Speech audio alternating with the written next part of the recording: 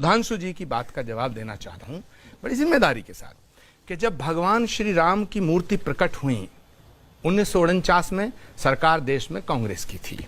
जब ताला खोला गया तब भी कांग्रेस की सरकार थी। जब शिलान्यास हुआ भगवान श्री राम के मंदिर का तब भी कांग्रेस की हुकूमत थी। और 1992 के अंदर जब बाबरी मस्जिद को शहीद किया गया, उन ढांचे को ढाया गया, तब भी कांग्रेस की ही सरकार थी। इसका मतलब है कि भगवान श्री राम के जितने काम किए वो कांग्रेस की सरकार ने किए, और राम के नाम पे जो सरकार बनाई राजनीति की वो इनकी पार्टी। ठीक है, सुधांशु त्रिवेदी। 1949 में जब वहां मूर्तियां प्रकट हुई तब गवर्नर जनरल थे भारत में, सरकार कांग्रेस की थी।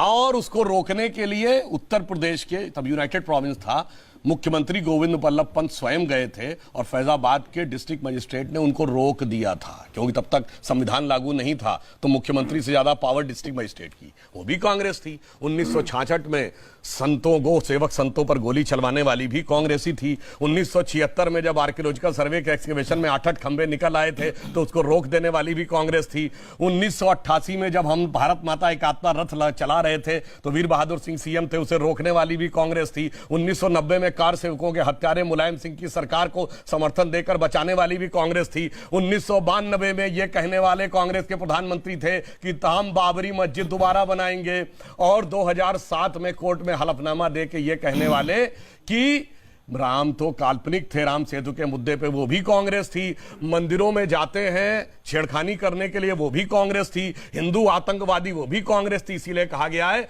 अंदर से मैलो हियो बाहिर रूप अनेक, नारायण तासो भलो कौआ तन मन एक। जी है कि बाबा साहब अंबेडकर से इनकी नफरत तो मुझे पता थी, पर उनके बनाए गए संविधान से इतनी नफरत, और संविधान की प्रस्तावना से नफरत, आर्टिकल 5, आर्टिकल 10, आर्टिकल 14, आर्टिकल 15 से नफरत, राइट टू ऑफ इक्वलिटी से नफरत। क्यों इतनी नफरत करते हो दलितों से? क्यों इतनी नफरत करते हो बाबा साहब अंबेडकर से? मैं ये बोलता हूं, और मैं आपको बार बार कहता हूं, श्रीलंका के तमिलों ने क्या आपसे गुनाह कर लिया? उनको क्यों नहीं पनाह दी इस एक्ट में? भूटान के लोगों को पनाह क्यों नहीं देना चाहते? चाइना के लोगों को पनाह क्यों नहीं देना चाहते? क्या इन्हीं 3 देशों के लोगों को पनाह देना चाहते? अब बताता हूं। अब इनका बाबा साहब अंबेडकर की आत्मा की बात, अरे जो वहां से मांग रहे हैं उसमें 80 से 90% दलित हैं, और बाबा साहब अंबेडकर की बात ये करते हैं। बाबा साहब अंबेडकर को चुनाव हराने के लिए नेहरू जी खुद गए प्रचार करने के लिए।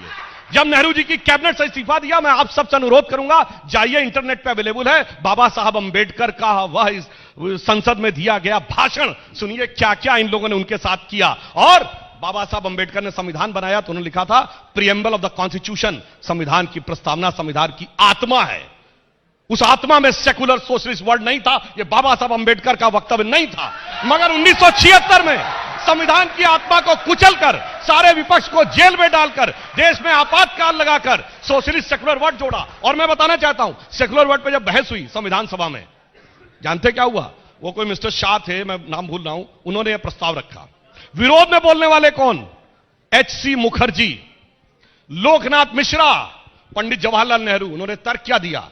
जब हम अपने को धर्मनिरपेक्ष देश मानते हैं तो अल्पसंख्यक वर्ड नहीं होना चाहिए, अल्पसंख्यक है तो फिर सेकुलर नहीं होना चाहिए। ये दोनों कैसे चलेंगे? इसलिए वो संविधान सभा ने खारिज किया, और आपने सारे विपक्ष को जेल में डालकर, इमरजेंसी में गला घोटकर 1976 में वो शब्द डाला। और साहब ऐसा डाला उसके बाद कि ऐसी समस्या क्रिएट हुई। मैं आपसे एक बात कहता हूं, जब देश को आजादी मिली, कितने जैन राजा थे, कितने बौद्ध राजा थे, कितने पारसी राजा थे, एक महाराजा पटियाला छोड़ दे सिख राजा नहीं थे, ठीक? मगर वो सब तो आज खूब प्रॉस्परस कम्युनिटी है।